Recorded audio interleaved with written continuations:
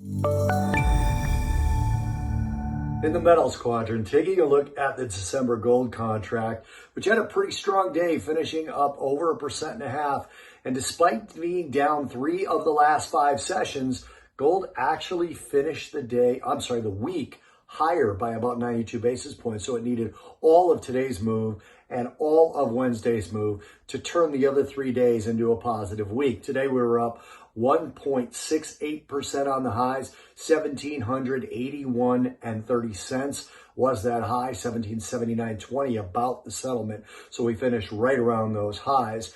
1753 was the low today, and that was actually a $1.20 gap versus yesterday's settlement. So gold broke 1,700 for the third time this week since the week of March 8th, getting down to 1,677.90 this week, but then finishing the week positive and finishing up over 1750. So that was a good sign overall. But it was Michigan sentiment this morning that drove these gold prices higher through the morning into the later part of the day. Michigan consumer sentiment dropped in August to its lowest level since 2001. The headline index fell to 70.2 from 81.2 in July. It was expected at unchanged. Current conditions also fell to 77.9 from 84.5, and consumer expectations dropped to 65.2 from 79 in July.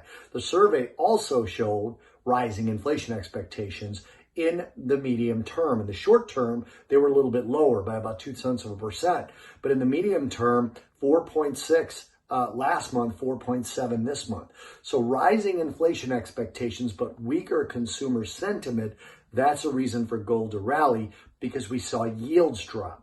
So yields dropping means there's no natural fight against this rising inflation, and that caused dollar weakness today. We've got that inverse relationship between gold and the US dollar. Dollar actually had one of its worst days in quite some time, and we had the 10-year note, which actually fell about 6 basis points today. The 5-year note fell about 4 basis points, and the 30-year dropped about 8 basis points. The dollar finished the week about down 30 basis points. So overall, gold strong, weak dollar, yields lower, all off of this Michigan sentiment data this morning.